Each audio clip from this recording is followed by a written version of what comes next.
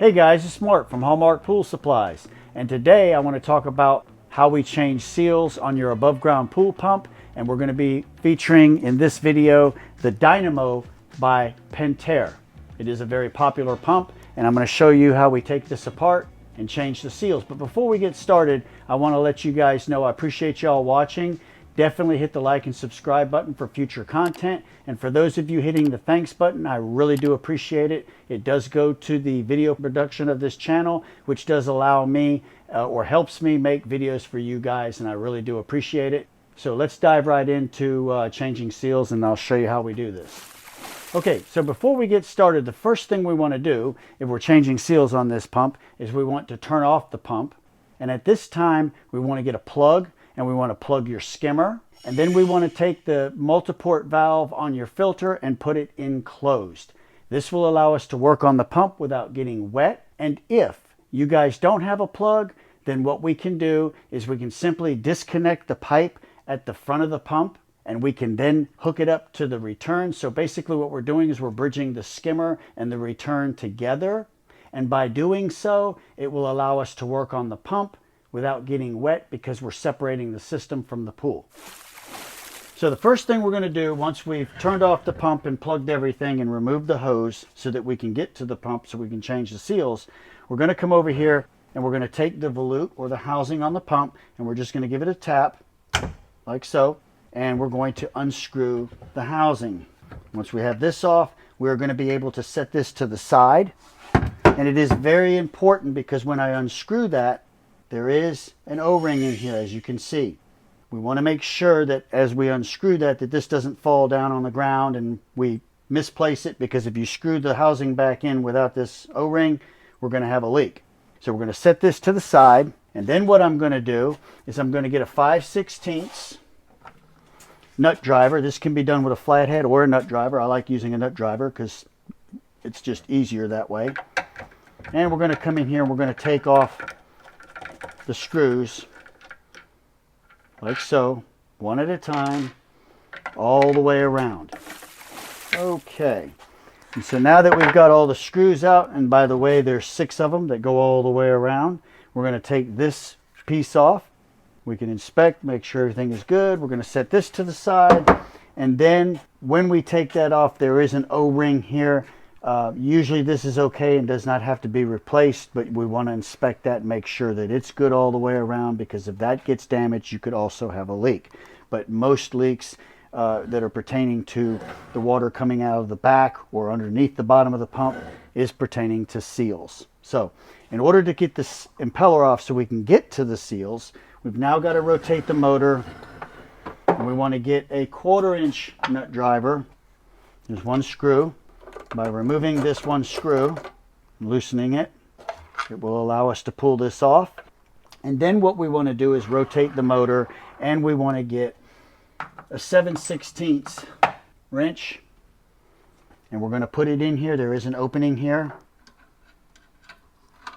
that I can lock in, and as we get it and get it turned where I can lock it, and it's locked in place now, then we can come over here and you can see that I'm going to be able to turn this off, and we're going to unscrew, and we're just locking it back here, making sure that we can take this off. Now we've got the impeller off, and this is just locking it in place, and we're going to leave that on because we're going to actually be using that when we screw this back on. So we're going to set this to the side, and then we have the inner piece of the second part of the seal right here. Now some people will get a screwdriver and they'll pry this off, and sometimes you get lucky and you can get it off, but then sometimes they're hard to get out and you don't want to chew up the edges, so when you put the new seal in we have problems. So the proper way, or the best way to take this off, would be rotate this around, and we're going to get a 1/4 inch nut driver, and there's going to be 4 screws, and I'm just going to go ahead and remove this just for the moment. It's just easier, and I can put it back on later.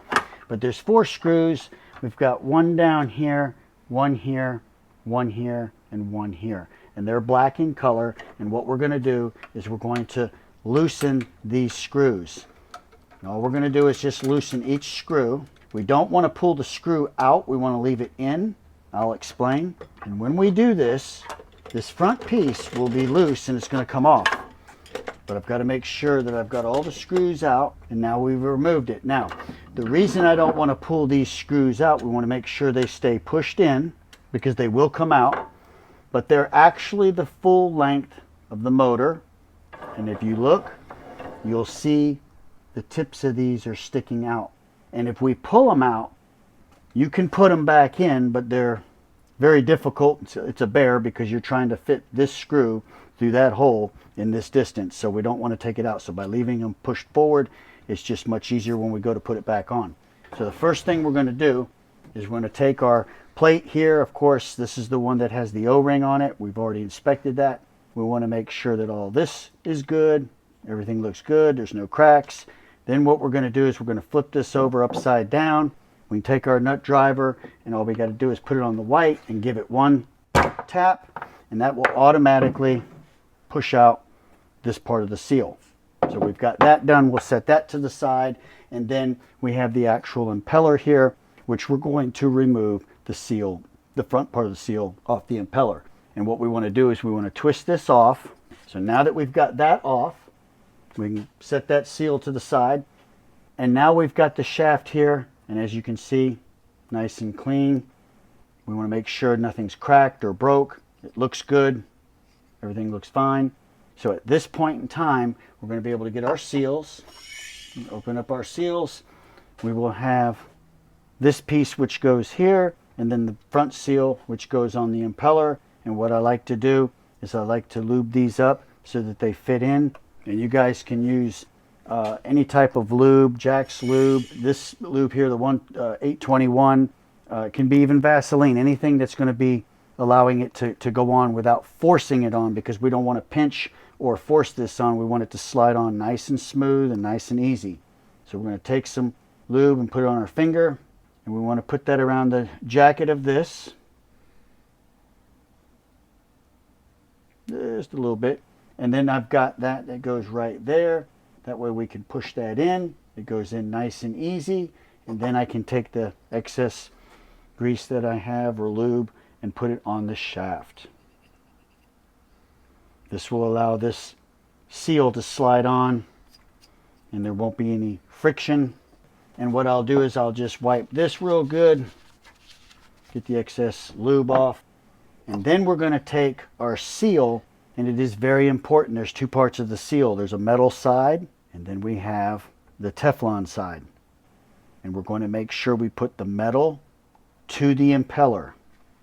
And because we've lubed this up, this slides right on very easily. We don't want to force it on or try pulling it and forcing it, because then you could take the seal and you could actually separate it or pull it apart, and then you've damaged the seal. Then you'll be putting another seal on it. So this way we can slide it on.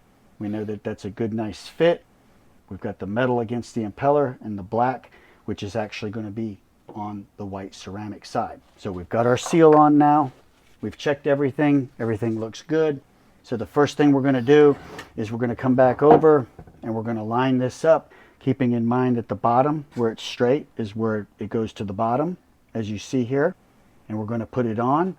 And what we want to do is just line it up, and then I've got to get my screw that we left sticking out, and we're going to screw that back on. We're just going to snug it just to make sure we can line them all up. Now that I've got it snug and we know that it's caught onto that housing, we're now going to snug this up just a little bit more and give it a little bit more of a turn, make it a little bit tighter.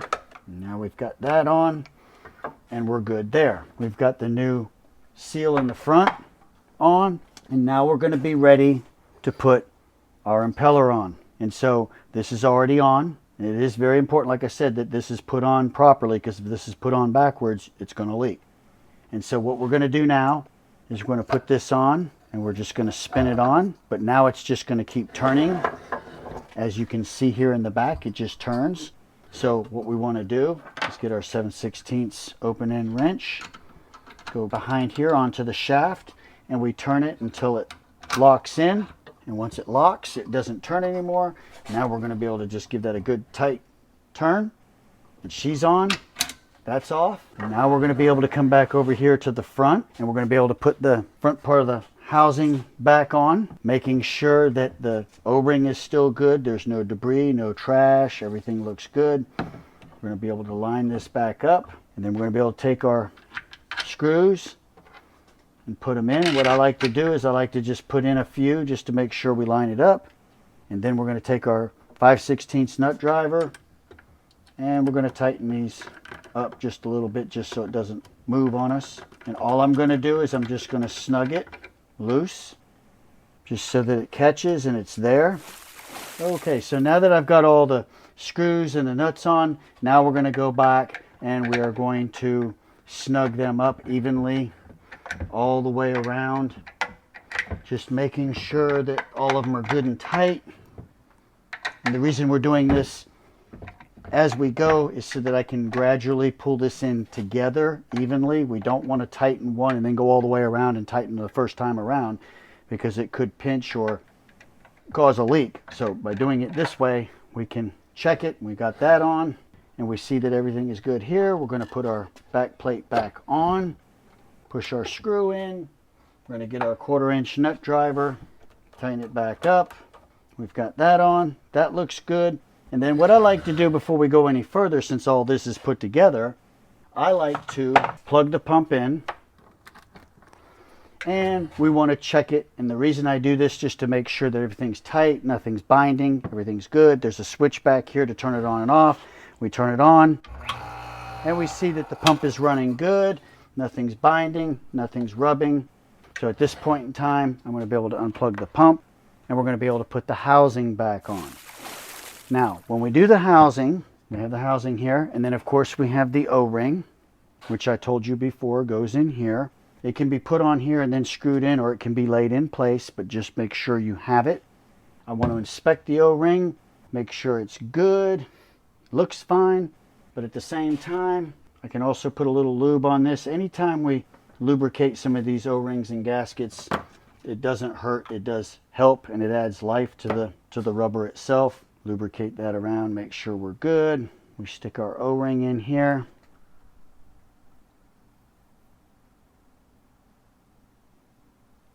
Making sure that that's in proper all the way. Good fit. And now we can take our housing and we are able now to put it in and then go ahead and screw it back on. And we get it to where it's nice and straight up top. And then at this point we will be able to take the hose that we've disconnected here, hook it back up. If you guys used a plug, then we remove the plug and we take the multi-port off of closed and we put it back in filter. If you guys didn't have a plug and you bridge the skimmer to the return, then we can just take the hose off the return, hook it back up, hook the return hose back up. Now we've got this hooked up and basically put some water in the pump to prime it. Then we're able to turn it on and then you guys will be good to go. So that pretty much wraps it up. If you guys have any questions, definitely comment down below. I will be glad to help.